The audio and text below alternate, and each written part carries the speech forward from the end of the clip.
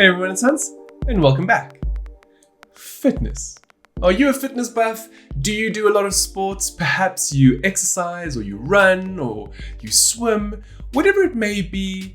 Do you enjoy tracking yourself while you're keeping fit?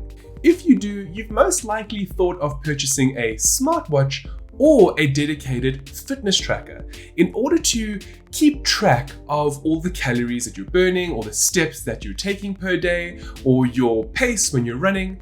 Either way, it's probably crossed your thought at some point in time. With this in mind, I've been an avid Apple Watch user for several years now, ever since the first generation watch came out. And I have used it almost exclusively for exercising and fitness tracking. Because of that, I've never really thought of purchasing a dedicated fitness tracker like this Fitbit Charge 4. So when Fitbit South Africa sent over this device, I thought to myself, I wonder what it's like. Is it worth it, for somebody who already has a smartwatch? Or what if you don't have one? And so I looked at this product from both perspectives, and this is where this review comes into place. So let's find out if it's worth your moolah. The packaging for the Fitbit Charge 4 is pretty great. It's quite obvious what the device is, and it also includes a lot of the new features that it comes with, in particular a GPS. It also indicates the different watch band sizes, and when you turn the box to the side, it really does list everything that comes into play with regards to the device. Whether that's GPS, heart rate tracking, Fitbit Pay, there are a lot of unique and interesting features available with the Charge 4. And I'll go into speaking about most of them, as well as the ones that I think are superfluous and those that I think are truly useful.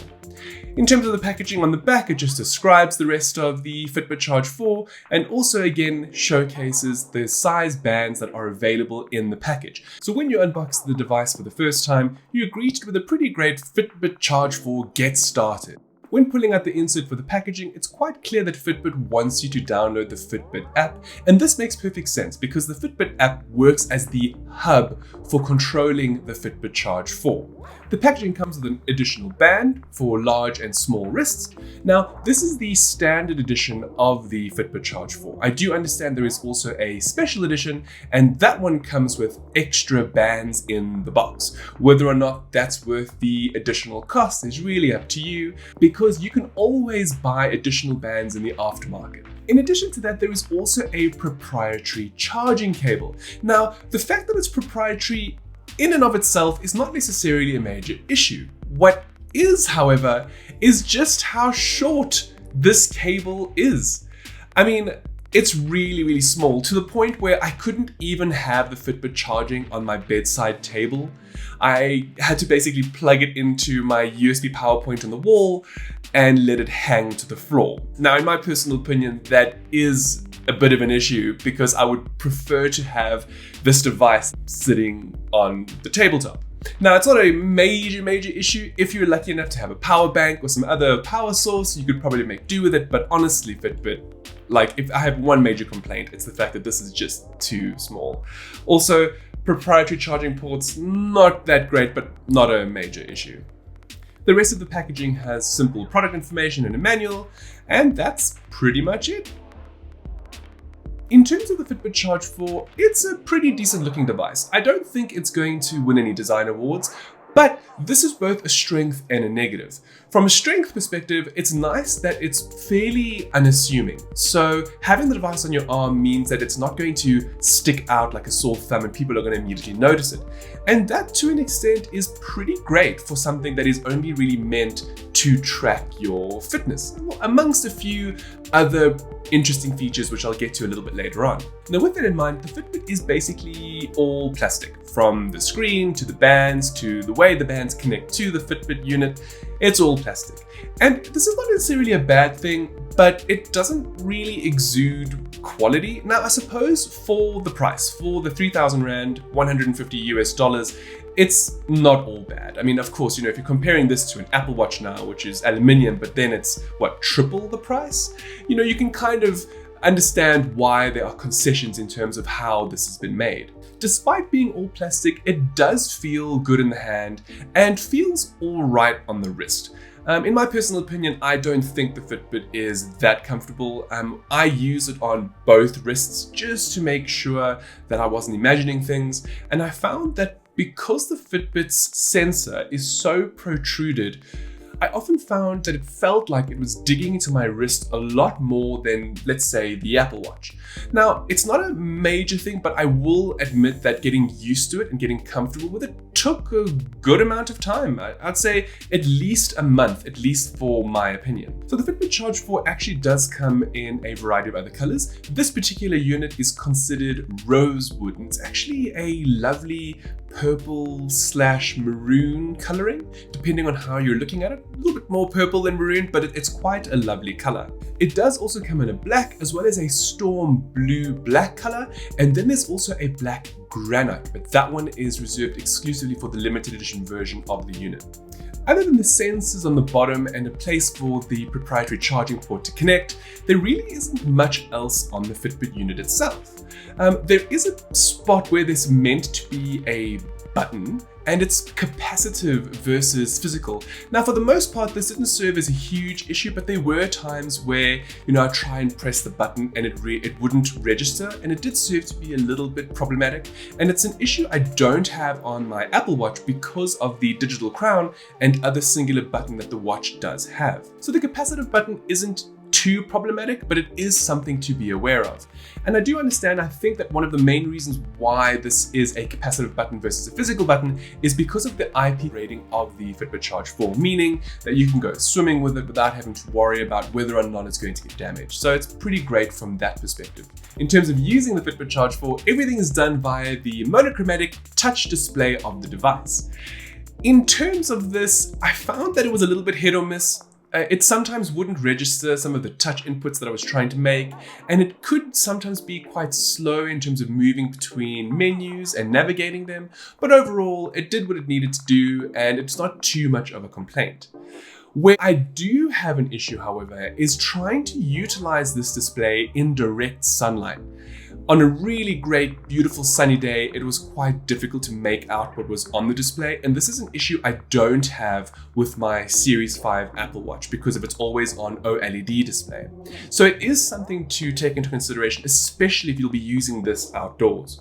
In addition to not always being able to pick up my touch gestures, I also noticed that sometimes my wrist movements weren't picked up.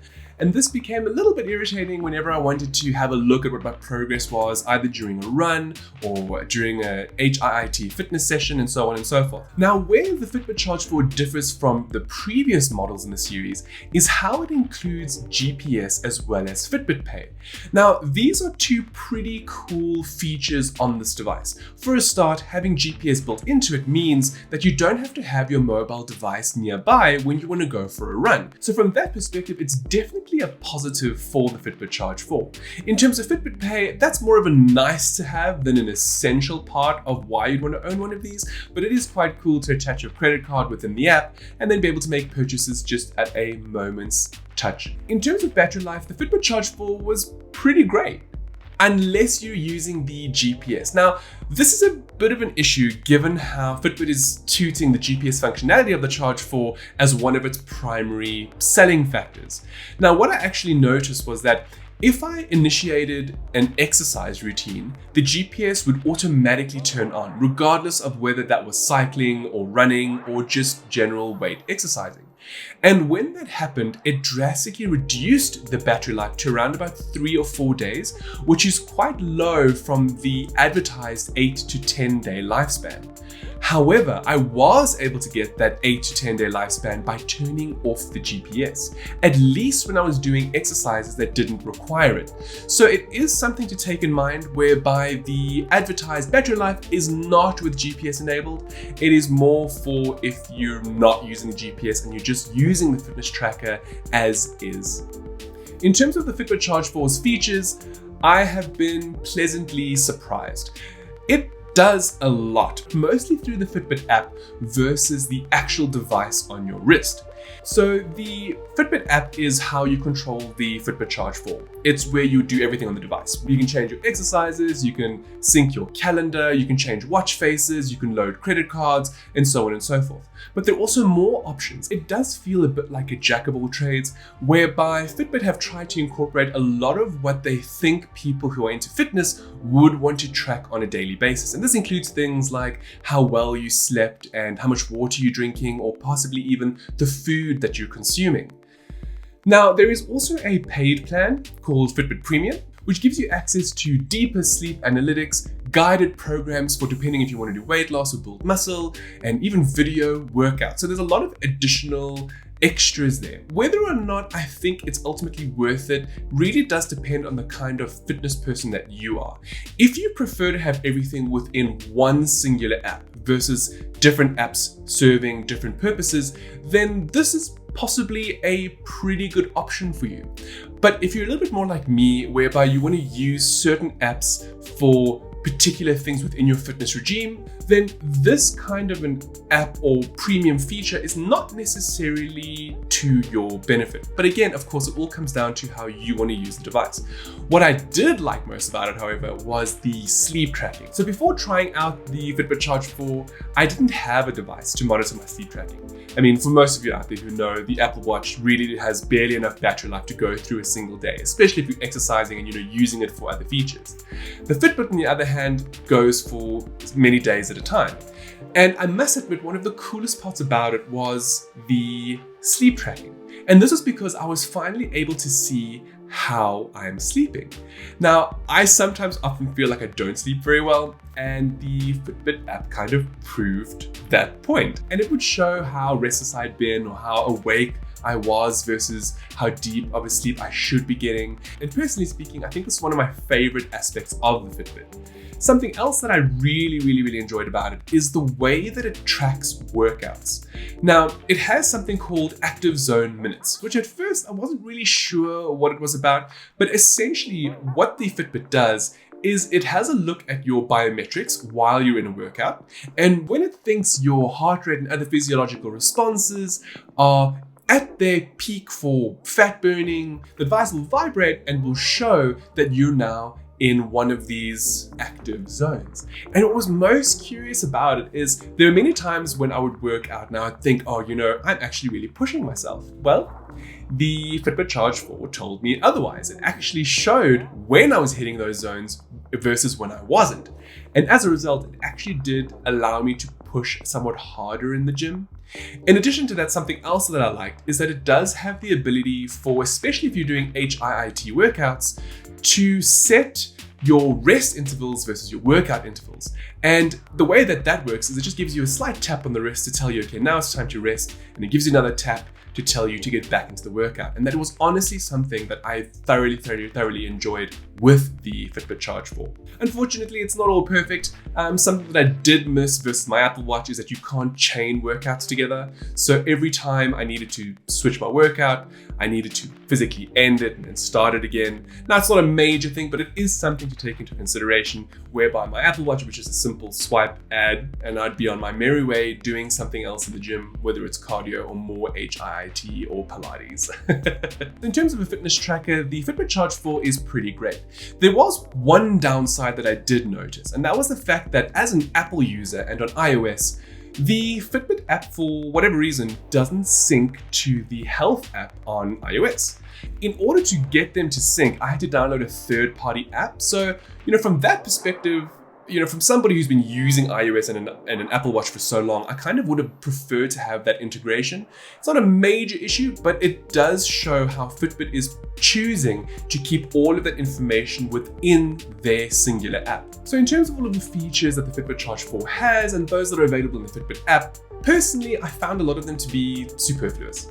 Over the 3 months that I've used this device, I found that the actual fitness tracking is where this device excels. It's not in trying to get you to drink water or to take a break or to stand up. It's in the actual exercising and fitness segment of your lifestyle. And from that perspective, I cannot fault the Fitbit. It does what it is designed to do, and that is to push you just to go that little bit extra further in whatever workout it is that you're doing. And from that perspective, I've got to admit, I really enjoyed it. That and the sleep tracking, which, as I've mentioned before, is one of my favorite parts of this really handy device. With that said, and ultimately in the end, although it does have a lot of interesting features, like the GPS, which does come in handy as long as you're willing to sacrifice the battery life, or even Fitbit Pay, I do think that for the price, this is actually a great device. I think that this is a really, really good entry-level device for anyone who's interested in using a fitness tracker to complement their current lifestyle. Now, although I still resort going back to my Apple Watch, and I don't think I would move away from it in terms of fitness tracking, I will admit that the Fitbit Charge 4 is actually a decent fitness tracker. And if you're looking for something to enhance your lifestyle or to keep track of your fitness, then it is something that I would recommend, with of course your next step being something like an Apple Watch. Thank you so much to Fitbit South Africa for sending over the Fitbit Charge 4. I sincerely appreciate it. And for those of you who have watched the video, if you enjoyed it, you know what to do. And I look forward to seeing you all again soon. Ciao for now.